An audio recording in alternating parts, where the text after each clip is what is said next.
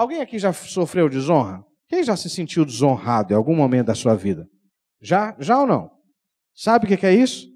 Quando alguém fala uma coisa para você, trata você com desdém, trata com você de uma maneira desrespeitosa, e você diz assim, puxa vida, eu esperava outra coisa dessa pessoa. Então, a gente vai perceber que às vezes, sem se dar conta, a gente acaba traçando um caminho de desonra diante de Deus e diante da vontade de Deus.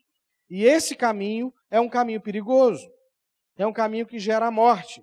Ou seja, nós temos trabalhado com muita insistência, desde setembro até agora, final de outubro, sobre a necessidade de sermos filhos da honra, que nós entendemos que há recompensa. A Bíblia diz, honra pai e mãe, não é? E é um mandamento que faz com promessa, para que se prolongue os seus dias e haja bênção, para que seja próspero na terra. Ou seja, tem promessa para quem honra. Se tem promessa para quem honra pai e mãe, quanto mais quem honra a Deus. Não é verdade? Do mesma forma que tem recompensa e promessa para quem honra o Senhor, tem resultado e consequência para quem desonra. A gente procura fugir de uma pregação do Evangelho que não contemple a denúncia do pecado. Porque enquanto a gente não denuncia o pecado, ele fica ali encoberto e acha espaço muitas vezes na nossa vida para se estabelecer, para se infiltrar e para criar estrago na nossa vida. Então eu quero falar hoje sobre 3 personagens na Bíblia que deram um exemplo de desonra e colheram na sua própria vida o resultado da sua desonra. O primeiro deles é Caim. E se você puder acompanhar comigo, Gênesis capítulo 4. Gênesis capítulo 4. Gênesis capítulo 4, a partir do verso 1. Adão teve relações com Eva, a sua mulher. Ela ficou grávida e deu à luz Caim. Então ele disse, adquiri um varão com o auxílio do Senhor. Depois deu à luz Abel, irmão de Caim. Abel foi pastor de ovelhas e Caim foi agricultor. Aconteceu que, ao fim de certo tempo, Caim trouxe do fruto da terra uma oferta ao Senhor. Abel, por sua vez, trouxe das primícias do seu rebanho e da gordura desse. O Senhor se agradou de Abel e da sua oferta, mas de Caim e de sua oferta não se agradou. Caim ficou muito irritado e fechou a cara. Então o Senhor lhe disse, por que você anda irritado? E por que essa cara fechada? Se fizer o que é certo, não é verdade que você será aceito? Mas se não fizer o que é certo, eis que o pecado está à porta, à sua espera. O desejo dele será contra você, mas é necessário que você o domine. Caim disse a Abel, seu irmão, vamos ao campo. E estando eles no campo, Caim se levantou contra Abel, seu irmão, e o matou. Até aqui. A história de Caim é uma história emblemática porque ela está carregada de princípios quebrados. Então, a primeira forma de desonrar a Deus, e com isso, e eu não quero te ensinar a desonrar a Deus, mas quero te alertar sobre o perigo da desonra, é quando a gente negligencia o fato, o mandamento, o princípio de que Deus é primeiro em todas as coisas e merece a primícia de tudo que a gente é e tem. Ou seja, quando eu desconsidero isso, a Bíblia diz que um abismo chama outro abismo. Ou seja, eu abro uma porteira de possibilidades de tropeço. Aonde que começa o erro de Caim?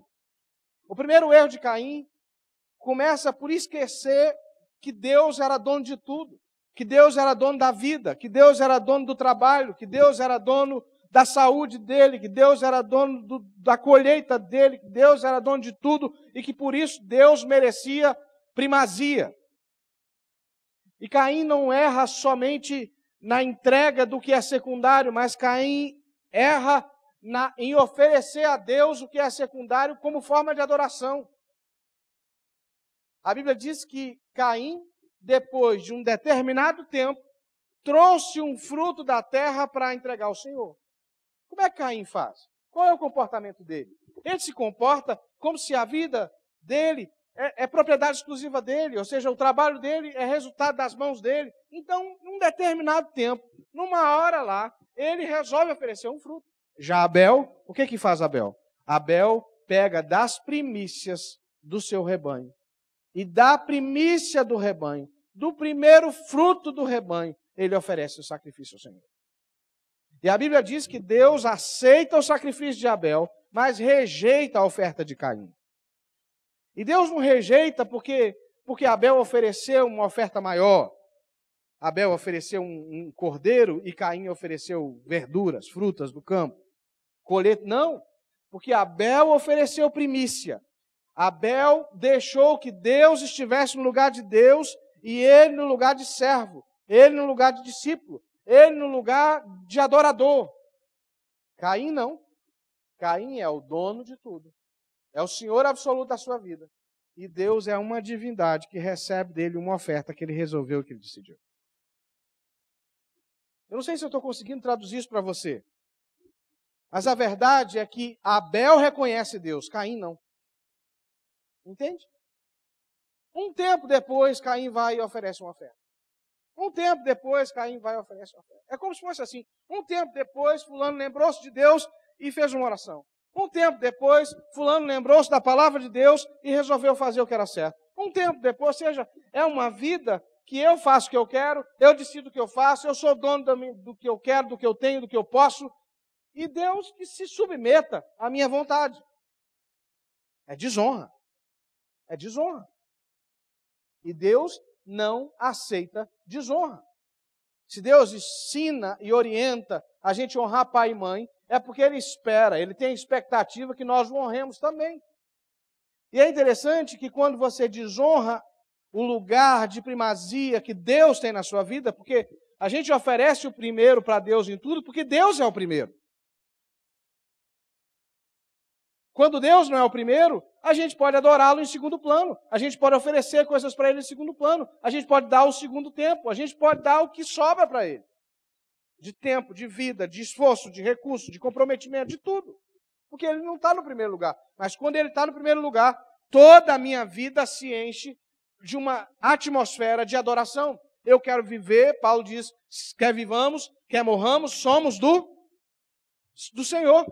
Se for para viver, eu vou viver para o Senhor. Se for para morrer, eu vou morrer para o Senhor. Se for para trabalhar, eu vou trabalhar para o Senhor. Eu não vou trabalhar como quem trabalha para si mesmo. Eu vou trabalhar como quem trabalha para o Senhor. Eu vou produzir riquezas como quem produz para o Senhor. Eu vou gastar o meu tempo como quem tem que prestar contas ao Senhor, porque tudo é dele, é para Ele, para a glória dele.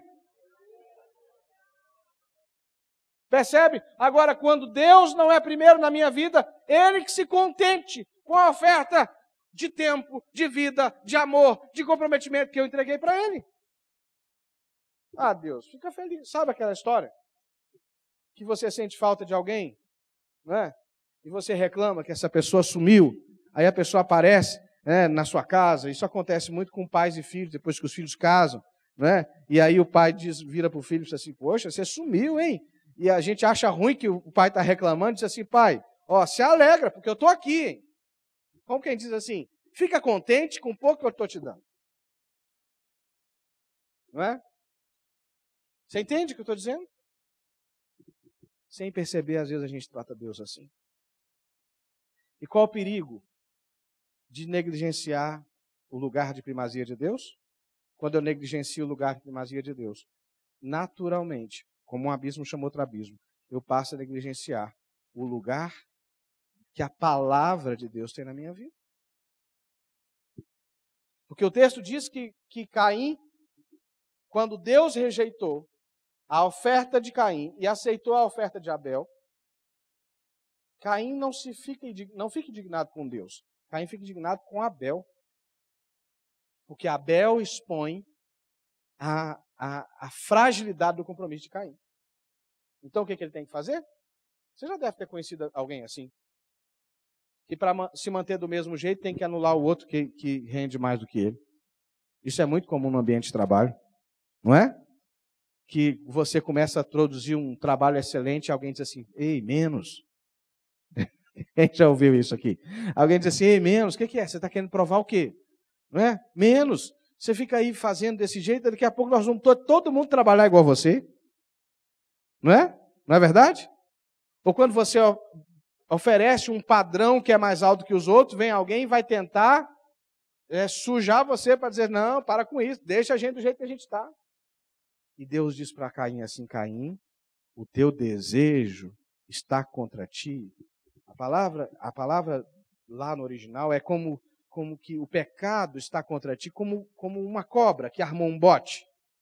É isso que Deus está dizendo para Caim. O pecado está armado contra você como uma cobra, como uma serpente que armou o bote. A você cabe dominá-lo. Mas o que acontece com Caim, irmãos? Se Deus não é primeiro na vida de Caim, ele vai honrar a palavra de Deus? Não, claro que não. E não é por acaso que quando alguém deixa de honrar o Senhor no primeiro lugar, é natural que essa pessoa comece a relativizar a palavra de Deus. A Bíblia diz assim, não faça isso. Ele diz assim, não, que isso, uma vez só não tem problema. A Bíblia diz assim, não vá por esse caminho, que é caminho de morte. Você diz, não, eu vou, que isso. Depois eu peço perdão. Não, eu não consigo me controlar. Você já ouviu essa palavra? Eu já ouvi também. Eu digo assim, quando alguém diz para mim, eu digo assim, dá seu jeito. Que ninguém é obrigado a conviver com seu descontrole. Então dá seu jeito, se controle. Se você não consegue se controlar, vai para o altar, peça misericórdia a Deus. E se eu perder o controle algum dia, me digam isso, tá bom? Fala assim, pastor, dá seu jeito. Dá seu jeito. Porque ninguém tem licença para pecar. Eu não estou dizendo que eu não estou sujeito a erros. Mas ninguém pode achar que tem licença para pecar. Ninguém pode achar que um erro justifica outro erro. Entende? Não, a gente não pode fazer isso. A gente não pode. A gente não pode perder a revelação de que a palavra de Deus ela não é só um limite para nós. Sabe aquela história que quando a gente pega uma criança e diz para ela assim, tem um lugar alto, diz assim, não vai. E a gente, às vezes a criança quer ir, você segura, diz, não vai. É porque o limite protege. Percebe? O limite protege. Não é por acaso que tem um parapeito na descida da rampa. É porque o limite protege. E Deus, às vezes, estabelece limites na palavra dele para você, para te proteger. Porque a Bíblia sabe que o pecado mata e destrói. A Bíblia diz que o salário do pecado é a morte. Mas quando eu começo por não reconhecer a Deus como primeiro na minha vida, a palavra de Deus vai ter efeito na minha vida? Não. Ninguém vai conseguir cumprir a palavra de Deus se não tiver primeiro um relacionamento com Deus, vira legalismo. Eu não posso isso, eu não posso aquilo, eu não posso aquilo. Vira legalismo. E por lei você não vai deixar de fazer. Sabe aquela história que a gente está andando na BR e aí chega perto do radar, a gente dá aquela freada, hein? E aí passou o radar, se acelera de novo? Hein? Aqui não acontece essas coisas, né? Não, nenhum de nós faz isso, né? Não é verdade? O pessoal está até querendo inventar umas câmeras inteligentes que pegam o percurso inteiro. A gente trata assim. A coisa que é apenas legal, que não faz sentido para a gente. Percebe? Mas quando eu tenho um relacionamento com Deus, quando eu tenho a palavra dele, passa a fazer sentido na nossa vida. Eu vou deixar de fazer aquilo, não porque a Bíblia diz que eu não posso, mas porque eu entendo que a palavra de Deus, que a vontade de Deus é boa, perfeita e agradável. Não é porque não pode, é porque não é bom para mim, é porque meu Deus que me ama resolveu aquilo que é bom, perfeito e agradável para a minha vida. E infelizmente, irmãos, uma vida que começa na desonra, termina na tragédia. Fala comigo. Uma vida que começa na desonra, termina na tragédia. É muito triste. Eu, infelizmente, já vi muitas histórias assim, que começam com um ato de desonra e termina numa tragédia. E a tragédia, às vezes, não é um acidente, não é? É uma família que é destruída. Entende? É uma vida que é destruída. Um filho, uma filha. É uma vida espiritual que é destruída. Você vai... foi Moody, W. Moody, que disse que ou esse livro te afasta do pecado, ou o pecado te afasta desse livro. Sem perceber, você vai se distanciando, vai se distanciando, porque o pecado, ele confronta a gente. Você vai se distanciando porque você quer continuar vivendo na vida a desonra. E quando você assusta, você já não tem mais relação com aquilo que você tinha. E às vezes a gente acha um motivo. É a igreja que eu deixei de gostar, é a pregação que não me atrai mais, é o culto que não é... Mas na verdade você foi se distanciando porque você não se permitiu ser confrontado pela palavra de Deus. Quem começa em desonra, termina em tragédia. Amém, irmãos? Caim teve oportunidade. Caim foi criado para ser o filho mais velho, para ser uma bênção. Mas Caim foi terminantemente amaldiçoado. A Bíblia diz que quem mata Caim, Caim foi marcado, e quem mata Caim recebe maldição. Ou seja, a história da derrota e do fracasso de Caim vai persegui-lo durante todas as outras gerações. Irmãos, desculpe, mas essa não é apenas a história de Caim. Essa história já aconteceu na minha família, na sua, em todos os campos. Já houve um momento na minha vida que eu precisei dizer assim, essa maldição familiar, essa vivência familiar que chegou até aqui, para aqui. Essa maldição não vai seguir à frente, porque eu vou honrar o Senhor com a minha vida. Sabe? Porque se a desonra provoca a tragédia, está sempre diante de nós a oportunidade de optar pela honra. O que era mais fácil Caim fazer? Não era voltar e oferecer a Deus as primícias? Não era se arrepender e dizer, Deus, eu vou mudar de vida? Não era mais fácil?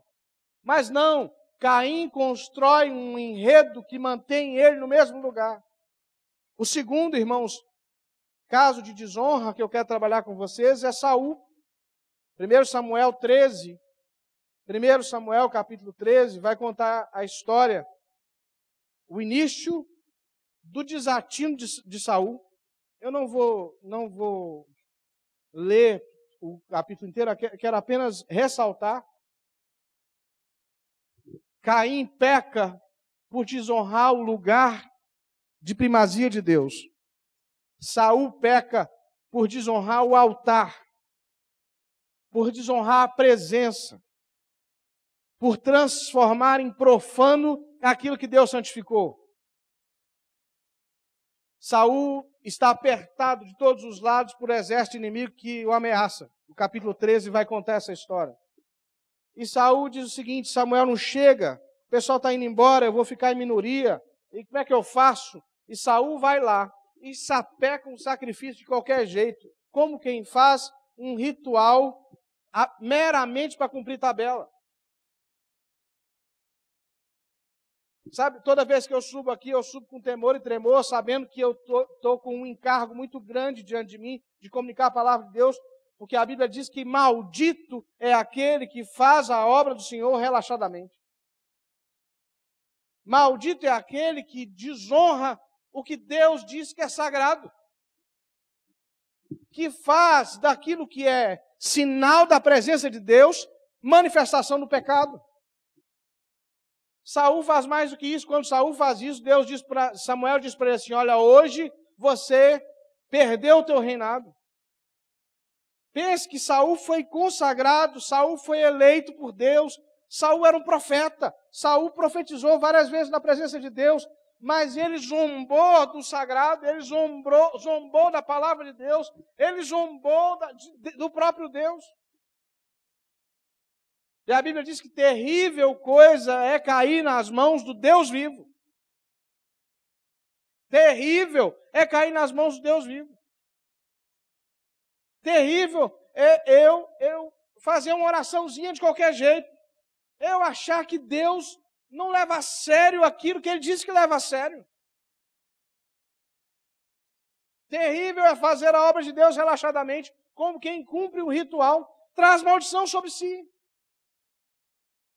Quantas pessoas, irmãos, dentro da casa do Senhor, pouco a pouco vão perdendo, perde a unção, perde a autoridade, perde o ministério, daqui a pouco perde tudo. Porque em algum determinado lugar esqueceu que Deus o levantou para aquilo, que Deus o chamou. Eu não esqueço nunca de quem eu sou, de onde eu vim, por que Deus me chamou, porque eu sei que nada que eu faço, que nada que acontece aqui de bom é por mim mesmo, mas é por graça e misericórdia de Deus. Eu sei que eu não posso ser pastor, eu não posso ser pregador do evangelho, eu não posso ser pai, eu não posso ser marido, eu não posso ser nada se não for a misericórdia de Deus na minha vida.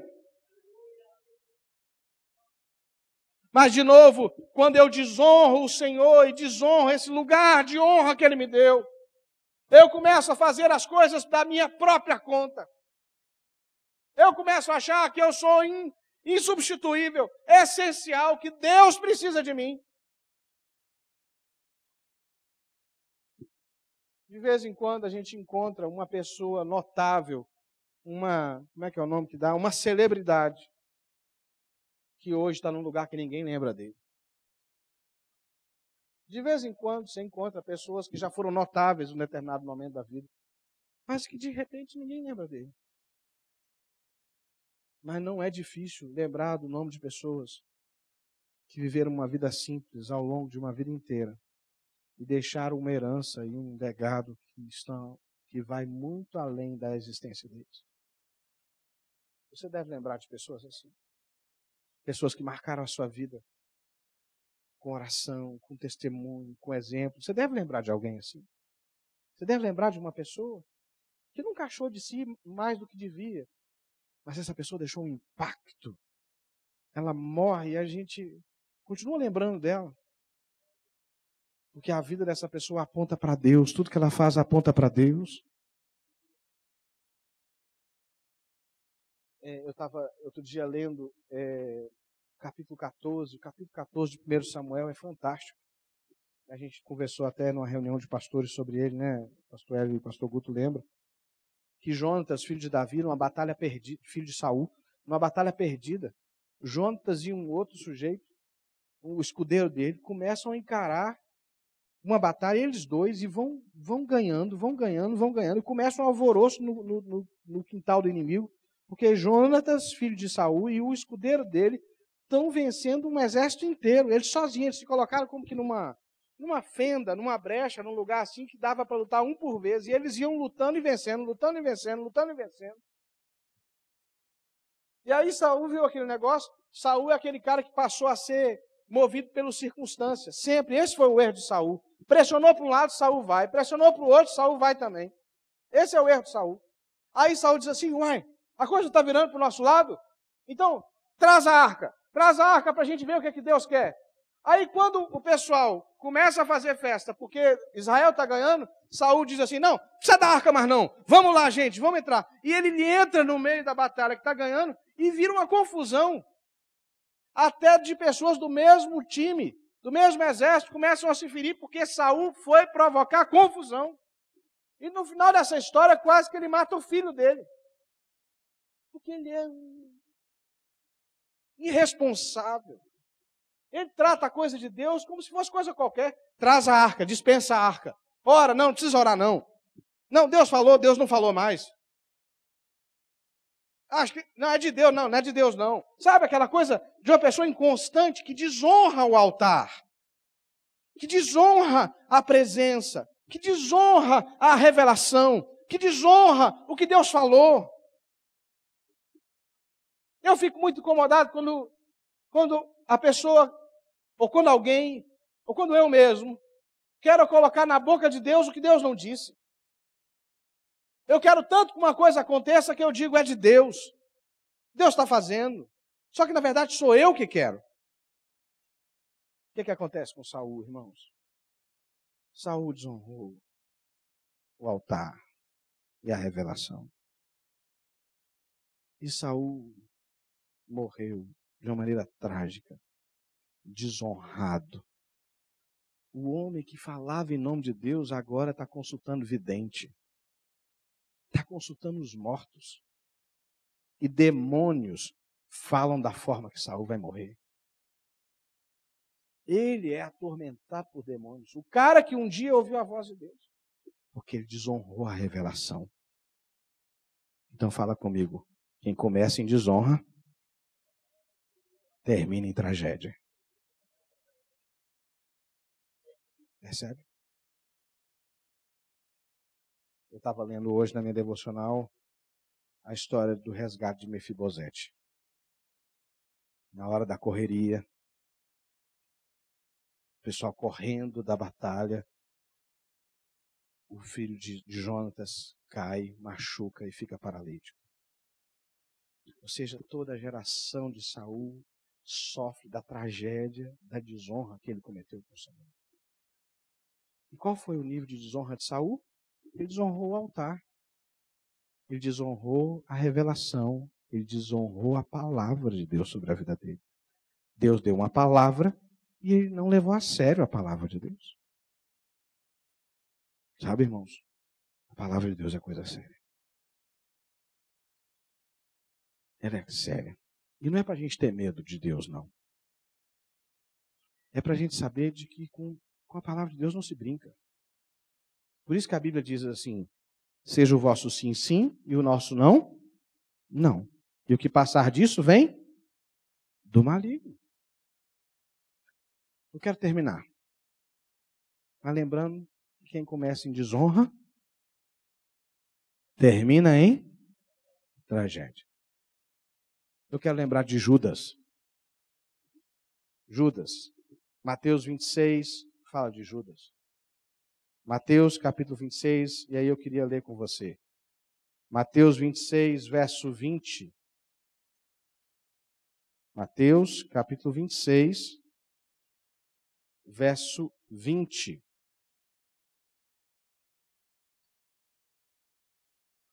Ao cair da tarde, Jesus pôs-se à mesa com seus 12 discípulos. Quem eram, irmão? Era com os discípulos, os 12, os mais íntimos.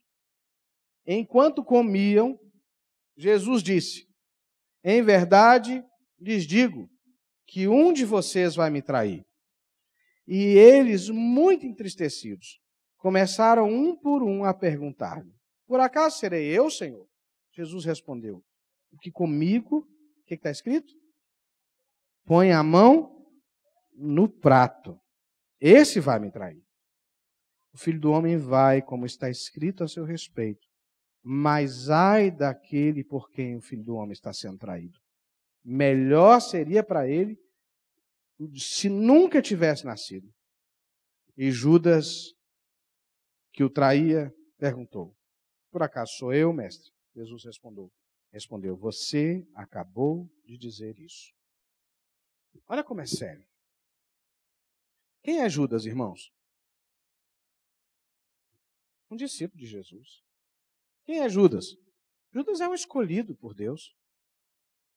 Ou vocês acham que Judas estava predestinado a trair Jesus? Não.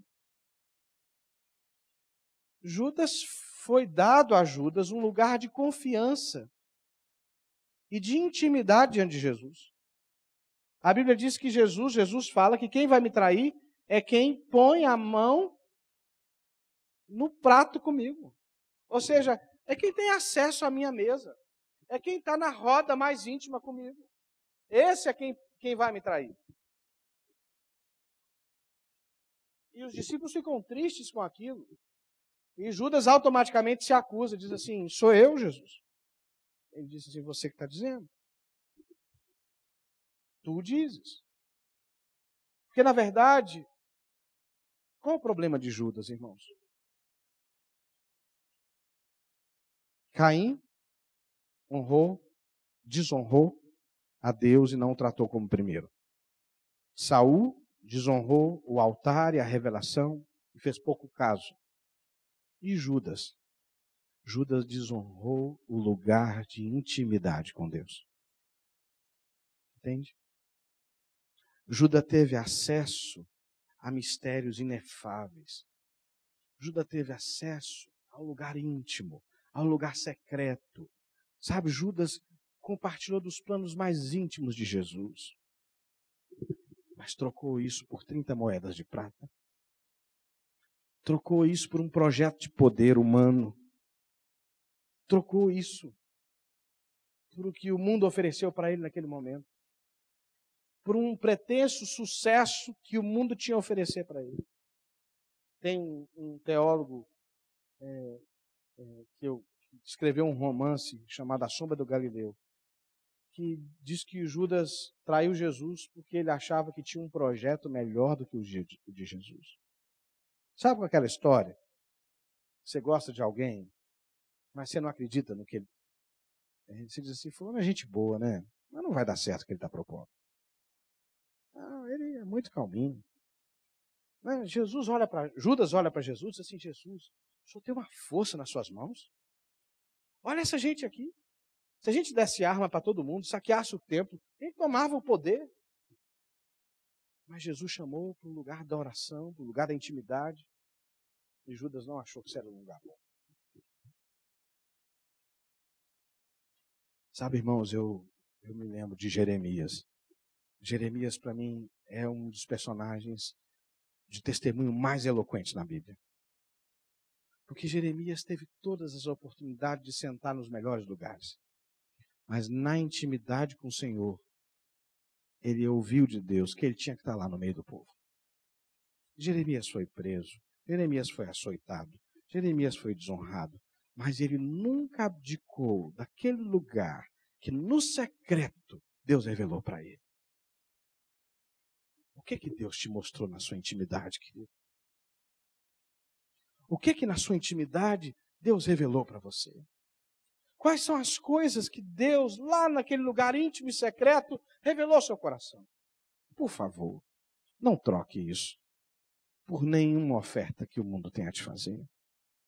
Mesmo que o caminho de Deus seja o caminho mais longo, mais difícil, às vezes mais sofrido.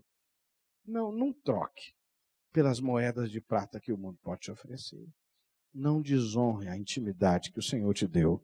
Porque quem começa em desonra, vamos dizer de novo? Quem começa em desonra, termina em tragédia. Irmãos, Deus sabe do meu coração. E sabe que eu sou tão carente da misericórdia de Deus como todos nós aqui. Mas eu sei que Deus tem nos chamado para um tempo de honra.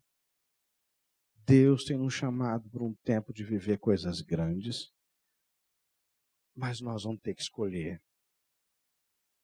A Deus ou você honra ou você desonra.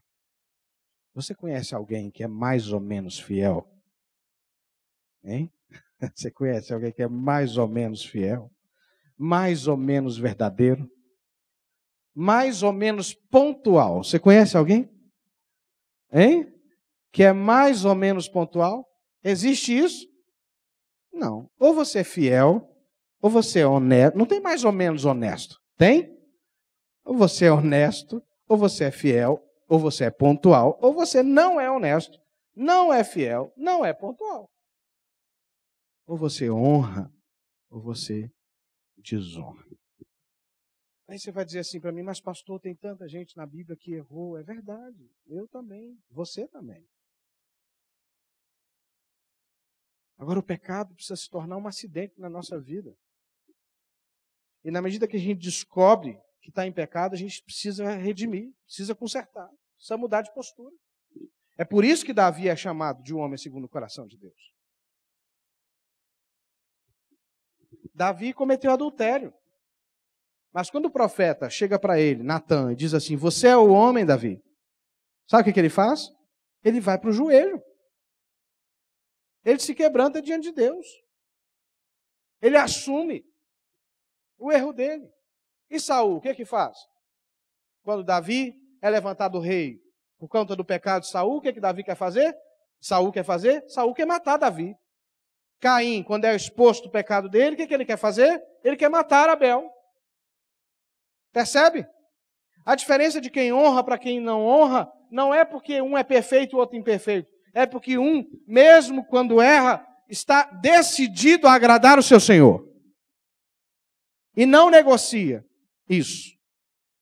Se errou, vai se arrepender no pó e na cinza e vai dizer: Senhor, tem misericórdia de mim, porque eu quero agradar ao Senhor e a tua presença. Amém, irmãos? Nós ouvimos todo esse mês, desde o mês passado, que a honra atrai a bênção, mas a desonra atrai a tragédia. Então hoje, quem tem ouvidos, ouça o que o Espírito diz à igreja. Amém? Vamos ficar em pé? Vamos nos colocar em pé?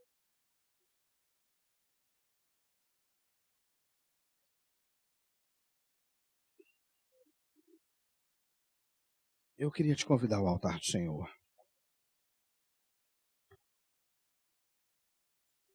Quero te convidar ao lugar da intimidade, para que você tenha a oportunidade de dizer para o Senhor: Senhor, eu quero te honrar. Eu quero viver uma vida de honra na tua presença. Se você quer tomar essa decisão hoje, irmão, de viver em honra, e tudo aquilo que hoje é impedimento para o agir de Deus na sua vida, você quer remover, eu quero te convidar a vir ao altar. Vem ao altar. Vem dizer: Jesus, eu estou aqui, disponível para o Senhor. Eu quero mudar a minha vida. Eu quero me colocar num lugar e numa posição de quem honra o Senhor, de quem te adora. Sai do seu lugar e vem aqui à frente. Vem aqui à frente, vamos orar juntos. Toma uma decisão hoje. Porque o caminho da desonra, ele se apresenta para nós como um atalho, como um caminho prazeroso.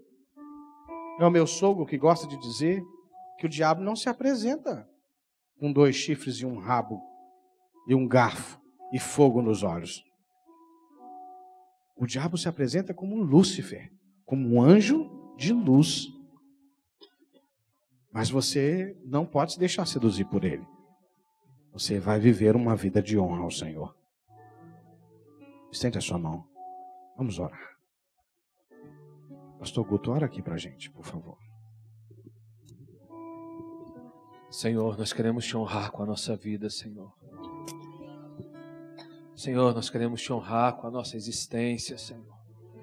Com as nossas decisões. Ah, Senhor, em nome de Jesus, nós rejeitamos, Deus, o espírito de Caim, que desonrou o seu lugar, desonrou, Deus, o lugar de honra, abriu mão de entregar aquilo que o Senhor pediu, para entregar o que Ele quis. Senhor, em nome de Jesus, nessa noite nós queremos fazer o oposto, entregar o que o Senhor pediu e não o que queremos. Entregar, Senhor, o que agrada ao Senhor, o que faz parte da Tua vontade, o que faz parte do Teu querer. Nós entregamos o que o Senhor nos pede nessa noite, Senhor. Nós queremos honrar o Senhor com tudo que temos, tudo que somos. Então o que o Senhor nos pedir, nós entregaremos. Nós devolveremos ao Senhor, nós colocaremos o Senhor, ó Deus, num lugar de honra nas nossas vidas, em primeiro lugar, no único lugar que o Senhor merece. Pai, nos livra, Senhor, desse espírito de Saul, de desobediência, ó Deus, de independência, de inconstância. Senhor, em nome de Jesus, nos dá, Senhor, ó Deus, um coração submisso, um coração que ouve, um coração humilde, um coração que não se perde, Senhor, ó Deus, por nada, por nenhuma conquista, por nenhum caminho dessa vida.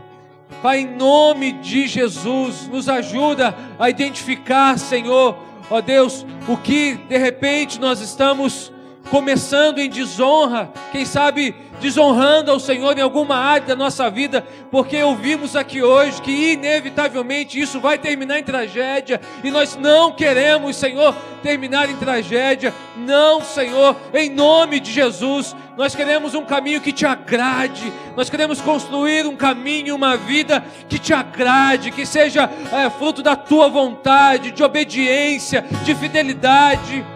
Então Deus nos mostra se há alguma área em nossa vida em que nós estamos desonrando ao Senhor, porque isso terminará em tragédia.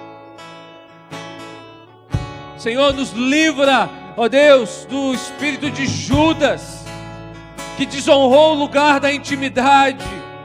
Senhor, em nome de Jesus, o que nós recebemos na luz, nós não podemos entregar na escuridão. Nós não podemos, ó Deus, abrir mão, Senhor, para a escuridão. Em nome de Jesus, nos ajuda a honrar o que recebemos, a honrar o que o Senhor tem nos dado. Nos ajuda a honrar a revelação, nos ajuda a honrar o lugar secreto, nos ajuda a honrar, Senhor, o que o Senhor nos fala todos os dias. Nos ajuda, Senhor, a honrar, ó Deus, o que recebemos na intimidade. Nos ajuda, Senhor, a honrar, ó Pai, esse lugar de mudança, esse lugar, ó Deus, que o Senhor fala conosco, o lugar da santidade, os lugares escondidos da alma. Nos ajuda a honrar, Senhor, a honrar, ó Deus, dos detalhes. Nos ajuda a honrar, Senhor, em tudo que somos e fazemos. Pai, em nome de Jesus, que nenhuma proposta do inferno seja melhor aos nossos olhos. Senhor, ela pode ser até melhor aos olhos do mundo, mas que nossos olhos, Senhor Deus, aos nossos ouvidos, a nossa mente estejam protegidos, Senhor, pela Tua palavra, estejam protegidos pela Tua vida em nós. Pai, em nome de Jesus, nos ajuda a honrar o lugar da intimidade, honrar o altar, honrar o lugar em que recebemos da revelação dos céus. Nos ajuda, Senhor, a sermos fiéis ao que o Senhor nos entregou, a sermos fiéis, ó Deus, àquilo que o Senhor depositou nas nossas mãos. Pai, em nome de Jesus, que nessa noite o Teu Espírito Santo nos toque, nos impulsione, nós sejamos movidos, ó Deus, a viver uma vida que honra o Senhor, que honra o Senhor, que honra o Senhor, ó Deus. Nós cremos no valor da honra, nós cremos, ó Deus, nas decisões de honra, nós cremos, ó Deus, numa vida de honra. Então, Pai, em nome de Jesus, nessa noite, recebe o nosso coração, recebe a nossa vida, recebe, Senhor, a nossa história, e que essa palavra de hoje, os exemplos mencionados aqui, sirvam de alerta. Abre os nossos olhos, Espírito Santo, sirvam de alerta, porque nós queremos viver para Te honrar, nós queremos viver para Te honrar. Em nome de Jesus, em nome de Jesus, em nome de Jesus. Amém, irmãos? Amém. Você entendeu? Chegou no coração? Que Deus nos ajude, amém?